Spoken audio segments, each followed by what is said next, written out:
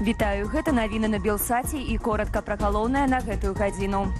На беларускіх вуліцах заўважылі імавернае шасі для расійскага ракетнага комплексу «Арэшнік». Відэатэхнікі апублікаваў набліжаны да сілавікоў тэлеграм-канал «Невальфовіч».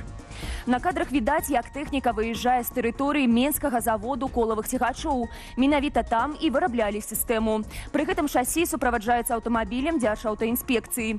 Пра тое, што Менск плануе адправіць у Расію нейкую колькасць машыну для «Арэшніку», днямі паведамляў дзяржаўны сакратар Савету бяспекі Александр Вальфовіч. Паводле чыноўніка, гэтая сістэма – вынік працы гэтак званай саюзнай дзяржавы. Маўляў, шасі вырабляюць у Мінску, а ўласна ракетная сістэма належыць Маскве. Сябры і блізкія актывістаў, якія з'ехалі за мяжу пасля 2020 года, трапілі ў поле зроку КДБ. Праз шантаж і запужванне спецслужбы атрымліваюць ад іх інфармацыю пра дыяспару. Пра гэта паведамляе кіраўнік фонду салідарнасці «Байсол» Андрэй Стрыжак. Спецура прымушае блізкіх актывістаў уступаць з імі ў актыўныя кантакты і выведваць крытычна значную інфармацыю пра жыццё беларускай эміграцыі. За адмову пагражаюць турмой і пераследам. Такія незаконныя дзеянні не толькі нясуць значную пагрозу зліцця інфармацыі сілавікам, але яшчэ і падвышаюць недавер паміж людзьмі. Каб знізіць рызыку такой сітуацыі, кіраўнік «Байсолу» раіць звярнуць увагу на знаёмых, якія праз доўгі перапынак у камунікацыі аднавілі з вамі сувязь. Цікавіцца падрабязнасцямі вашага жыцця і працы, асабліва калі дзейнасць звязаная з грамадскімі і палітычнымі структурамі. Беларускім банкам збіраюцца дазволіць выпускаць токены і выкарыстоўваць іх для разлікаў за межамі Беларусі. З такой ідэяй выступіў новапрызначаны кіраўнік Нацыянальнага банку і былы прэм'ер Роман Галоўчынка.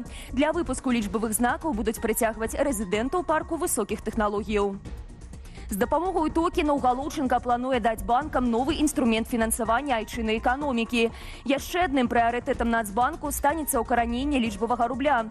Ён будзе мець аднолькавую каштоўнасць з наяўным. З дапамогай такой валюты Галоўчынка хоча кантраляваць паходжанне сродкаў юрыдычных асобаў. Працаваць над лічбавым рублём пачалі яшчэ летась, аднак дакладных тэрмінаў яго ўкаранення не агучвалі. Новая кіраўніца міжнароднага алімпійскага камітэту Керсці Ковентры выступіла супраць забароны спартоўцам браць удзел у алімпійскіх гульнях праз войны. Пра гэта яна апавяла ў інтэрв'ю брытанскім журналістам і дадала, што кожны выпадак трэба разглядаць асобна.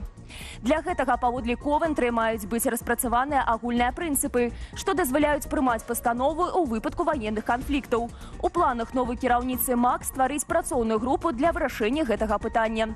Адносна ўдзелу расійскіх спартоўцаў на бліжэйшых зімовых алімпійскіх гульнях 2026 года Керсці Ковентры заявіла, што гэтае пытанне будзе абмяркоўвацца. У Светлагорскім раёне лось трапіў у канаву з вадою. На дапамогу жывёліне прыехалі МНСнікі. У выніку дзеянняў брыгады лось выбрасіў з пасткі. Пазней ратавальнікі дапамаглі і голубу. Птушка заблыталася ў вяроўцы і не магла вызваліцца. Незвычайная гісторыя ратавання ў нашай рубрыцы без каментара.